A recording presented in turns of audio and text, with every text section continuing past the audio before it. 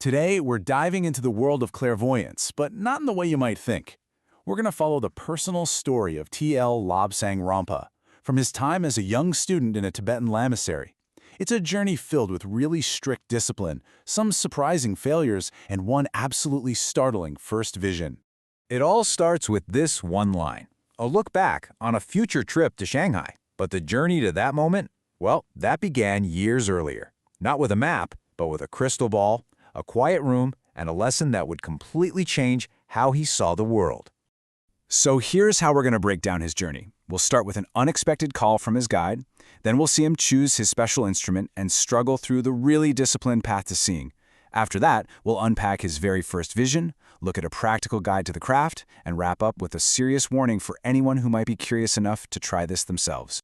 All right, so our story kicks off not in some mystical chamber, but in a place a lot of us can probably relate to. A dusty old classroom, with a boring teacher just droning on, and a young student wishing he was literally anywhere else. So, a summons comes, and you can just imagine young Rampa is totally filled with dread. Was he caught dropping pebbles on visiting lamas? Oh no, maybe he got caught sampling the pickled walnuts? But instead of getting into trouble, he finds his guide waiting with tea and a totally new kind of lesson, crystal gazing. Okay, so the first step, it's not about jumping straight into gazing into the infinite, nope. It's about finding the right tool for the job.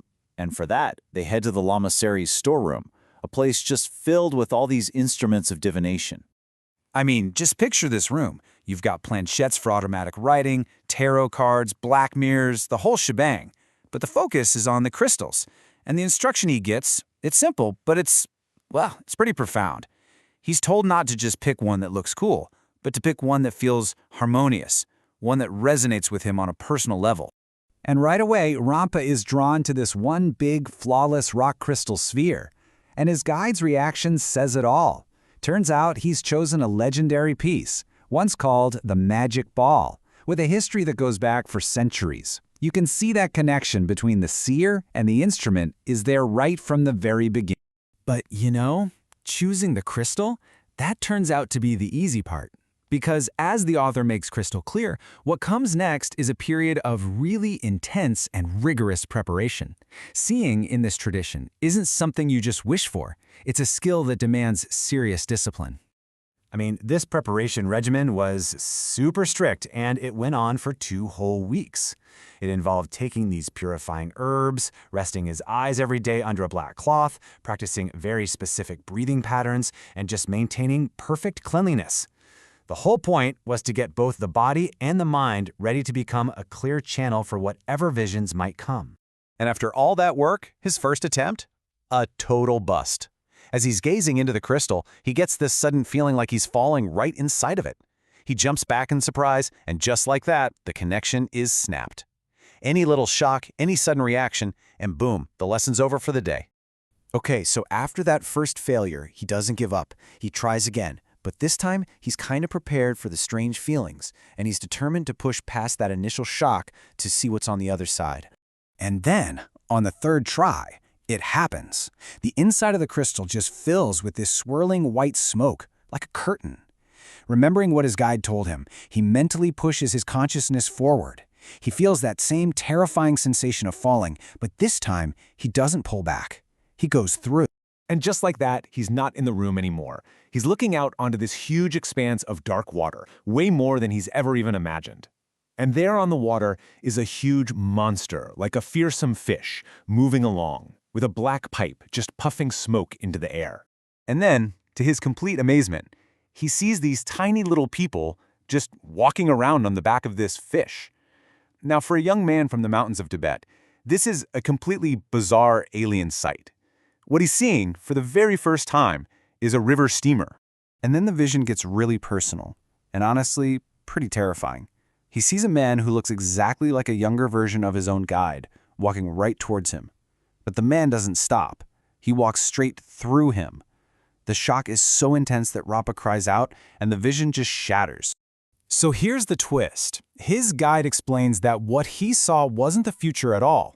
It was a memory from the past. The guide's own memory of seeing a steamer for the first time when he was in Shanghai.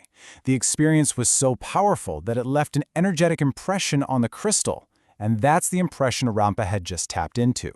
All right, so Rampa's story gives us this incredible framework.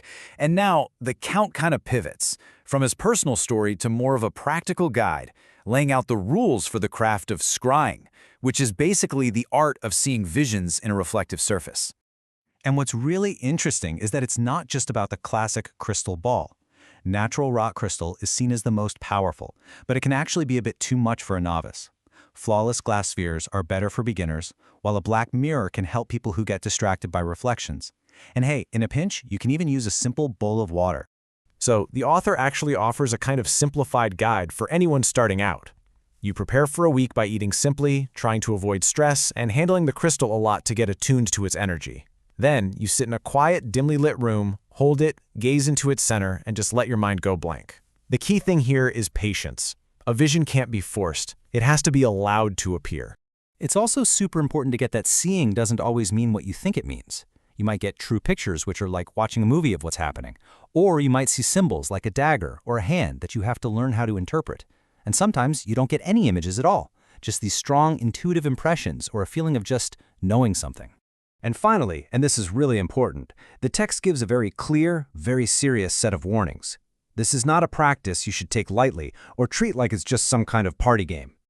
This might just be the most crucial takeaway of all. There's this strict ethical code you have to follow. You never, ever predict someone's death. You advise caution around illness rather than giving a direct warning. And you never, ever reveal information that could break up a home or cause unhappiness. The principle is clear. Use this knowledge only for good, because it's said that any misuse will recoil right back on the seer. And that final warning, well, it's pretty stark. According to the author, this is a two-edged weapon, and those who approach it just for fun, out of idle curiosity, as if it's a game, they are said to risk serious mental or nervous consequences.